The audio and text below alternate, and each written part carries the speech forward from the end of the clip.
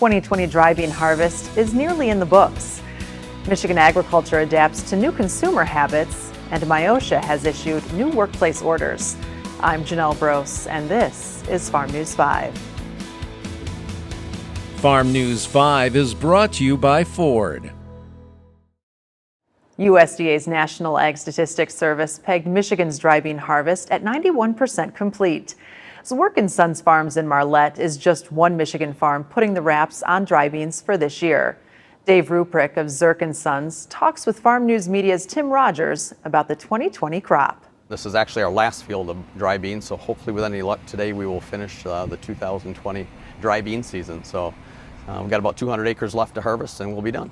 So on a typical year, would you guys be done by now for harvest of beans? Boy, it really depends. You know, it depends what you call typical. Last year we were doing beans into November and even into December with some soybeans just because of the terrible weather. But normally, in a normal year, yes, middle of October, we like to be wrapping up with our dry bean crop. In through the Saginaw Valley used to be probably the #1 production area for dry beans a number of years ago. Michigan in general is probably second or third in different classes, but in through the Saginaw Valley here, Huron County, Tuscola County, Saginaw County, and Bay, a lot of dry beans are grown. So yeah, that's one of our major crops here along with sugar beets. So today we're harvesting, you said black beans? Yes.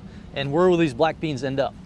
You know, most of our black beans get exported. Obviously, a lot of them go to Mexico and South America. That's where they're very favorable. They eat a lot of them down there. There are some that are eaten here locally or throughout the United States, but most of them will be exported. Okay. Yeah. And how do you guys market those beans? Do you use a processor, or how do you do Yeah, that? we typically contract with a couple different elevators. We use Star of the West is one of them that we use. ADM in Reese, they're a supplier for Bush Brothers. We use them as well.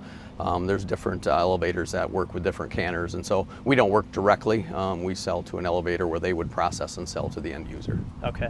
How's the crop looking? How's the yields looking that you guys have harvested so far? Yields this year have been very good, a little above average. The quality has been very good to above average, and so yield and quality this year has been spectacular. We're very happy with the crop we got this year compared to what it was last year. This year we had a little more favorable weather, got some later rains this summer to help fill them out, and so we've got a real good dry bean crop this year. And it looks like they're pretty clean, not a lot of weeds. Yeah, I mean, for the most part, we had about 3,200 acres of dry beans total this year, and so we've always got some problem fields where we've got too much rain. We had some fields where we had some drowned out spots, which is pretty typical every year. But on average, everything looks pretty good, and yeah, the fields have been very clean.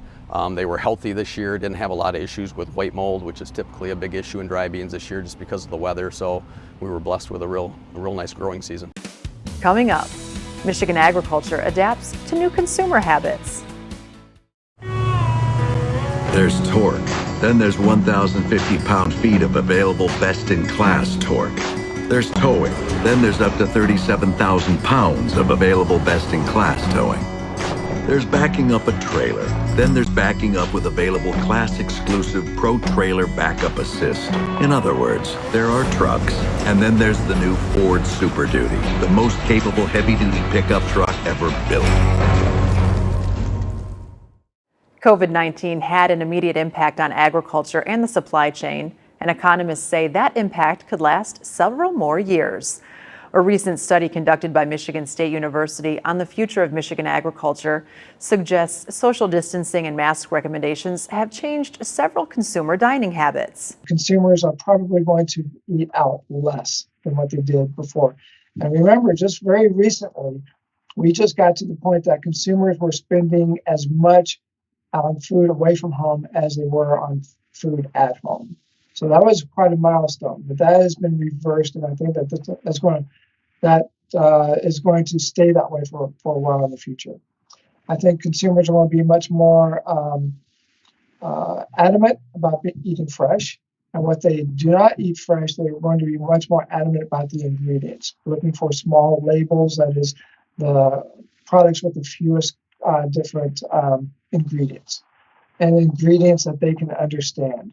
As the weather continues to cool and uncertainty over COVID-19 heats up, there's been speculation about another rush to empty grocery store shelves.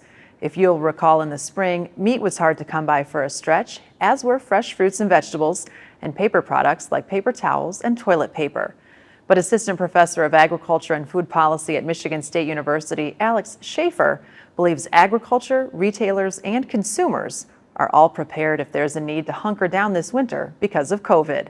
We were very much caught off guard. We saw empty grocery store shelves, massive panic. This time, it's exactly the opposite story, right? That we always knew that there was going to be this resurgence in the fall. That makes both supermarkets more able to prepare in the future, processors more able to prepare in the future in terms of getting the supplies on hand in an effort to be able to pump this stuff out more quickly.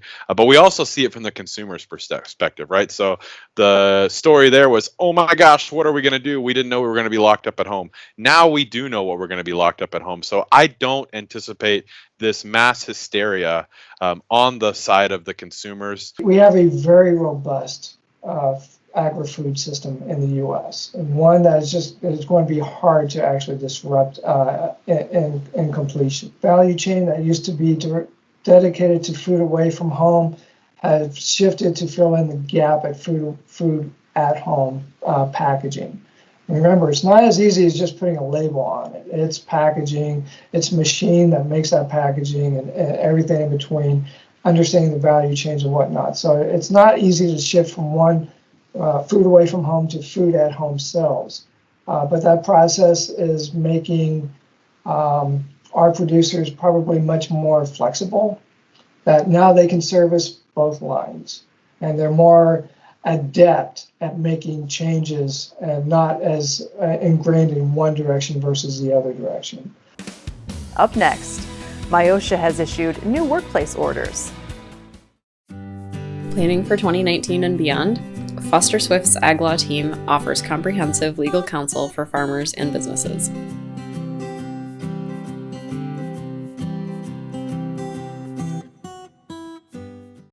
The Michigan Occupational Safety and Health Administration has issued new emergency rules to replace many of Governor Gretchen Whitmer's previous executive orders for COVID-19 workplace safety, which were nixed by the Michigan Supreme Court earlier this month. The previous orders covered employers who required their employees to leave their homes for work. The new MIOSHA emergency rule now expands coverage to all employers, even those running small farms, and it requires them to establish a preparedness and response plan. Meanwhile, Michigan House Republicans unveiled a plan to give counties more control over their response to COVID-19. The effort was the first volley between the legislature and the governor to work out a plan to slow the spread of COVID-19 as cases pick up across the state. To find more information and resources for developing a COVID-19 preparedness plan, visit Michigan Farm Bureau's Coronavirus Resources website. New funding is being funneled to Michigan State University and other land-grant institutions to research and develop new management strategies for spotted winged Drosophila. The pest can be devastating to Michigan-grown berry crops and cherries. With the funding, MSU plans to evaluate combining different monitoring, pruning, and spraying options in blueberries to maintain control while reducing costs.